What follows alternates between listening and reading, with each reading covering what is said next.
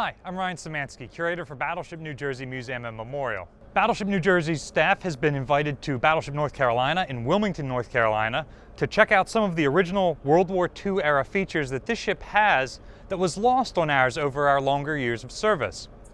So today we're going to talk about some of the exterior features like the anti-aircraft guns. But first, today's video is brought to you by Rustic & Main. Rustic & Main make rings like this one I've been wearing out of reclaimed wood. Mine is made out of the teak wood deck from Battleship New Jersey, but you can also get it out of the teak wood from Battleship North Carolina. New Jersey is in the middle of redecking the ship, which means that we're ripping up all the old rotten teak wood and replacing it with new wood. We've done a ton of videos about this, so check around on our channel if you are unfamiliar with this project.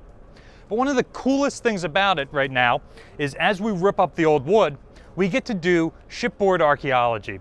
We find the weld marks in the deck from where there used to be features. And we know roughly where these features should be from blueprints and whatnot. And it's real easy to go back and look and see what was there when we see the outline of a thing. One of the features that we've lost are the gun tubs, mounts, and ready service ammunition lockers for our various 20mm guns. North Carolina was originally commissioned with 50 caliber anti-aircraft guns, about 18 of them or so. But these proved to be anemic at shooting down modern aircraft.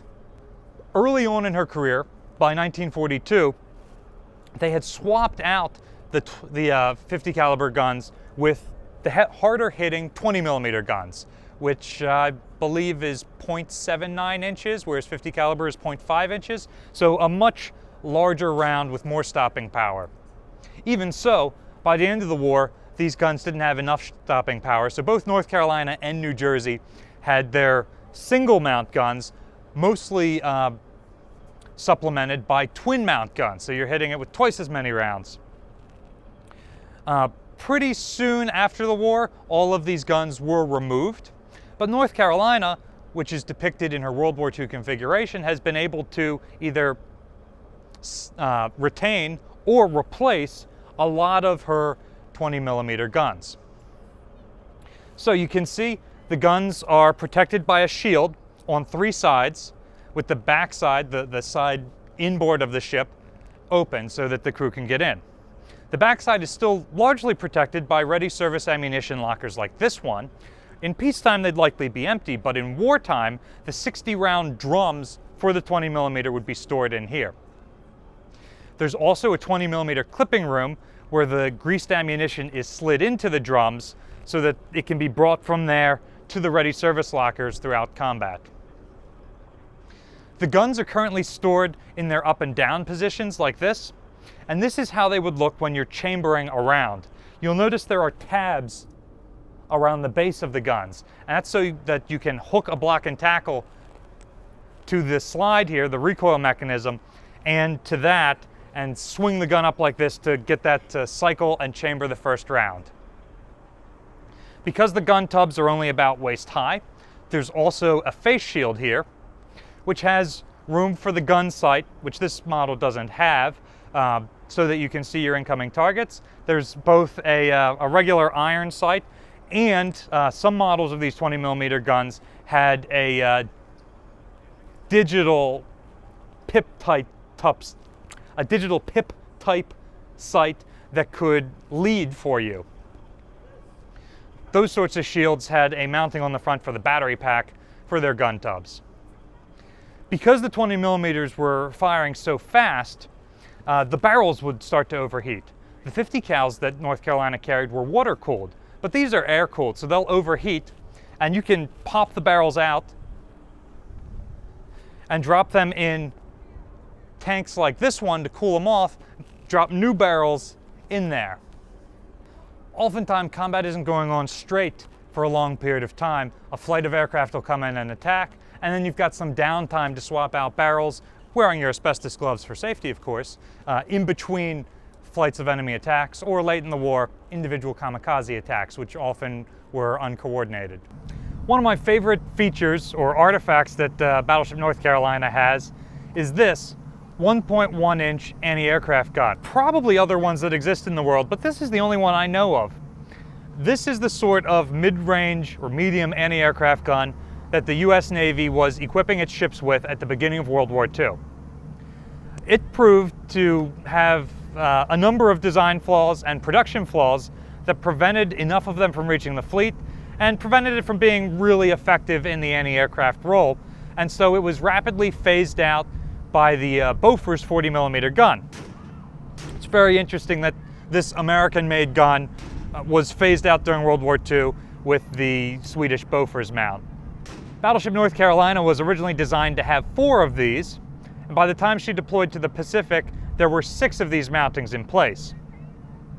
By late 1942, early 1943, they'd been replaced by 10 40mm mountings, quadruple, of course, just like this, and by the end of the war, she had 15 mountings like this.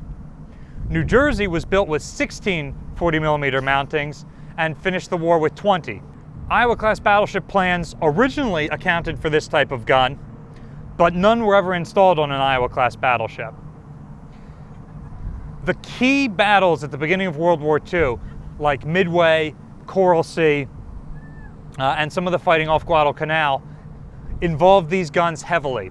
The Yorktown-class aircraft carriers were armed with 4 of these mounts. Some of the battleships at Pearl Harbor were equipped to take these mounts, although we're missing them. Battleship Maryland at least had some. Battleship Arizona had empty gun tubs. Maryland only took 2 dud bomb hits, but Arizona was destroyed. So read what you will out of that situation. Something is better than nothing, even if this wasn't up to snuff by comparison of late war anti-aircraft equipment. I'm told that the gun crews of these weapons kept a ball-peen hammer on hand to knock jams out during combat. In Battleship North Carolina's first air attack, in which she was armed with 20 5-inch guns, 6 of these quadruple 1.1-inch guns, and a number of 20mm guns, her crew claimed as many as 14 Japanese aircraft shot down while defending American aircraft carriers. While that number is potentially an exaggeration, the battleship's tremendous anti-aircraft firepower was able to drive off large numbers of Japanese attackers and certainly accounted for some of the Japanese aircraft. This is particularly impressive since she didn't have any of the 40mm guns with which she would later be equipped. This is what one of the 20mm clipping rooms looks like, where 60-round drone magazines can be loaded with greased up rounds and then passed from here out to the various gun positions on deck or stored in ready service lockers. What's your favorite type of anti-aircraft gun during World War II? Mine's definitely the Chicago Piano. Battleship New Jersey receives operating support from the New Jersey Department of State, and for this video we were sponsored by Rustic & Maine. Rustic & Maine, whose website is linked in the description below, makes rings like this one out of reclaimed wood. Mine is made out of a gold band, a sliver of a piece of teak from Battleship New Jersey's deck, and a piece of oak reclaimed from a whiskey barrel. They also have teak rings like this made out of Battleship North Carolina's teak. They also have rings like this made out of teak from Battleship North Carolina's deck. So you can get whichever your favorite battleship is made into a ring. Thanks for watching.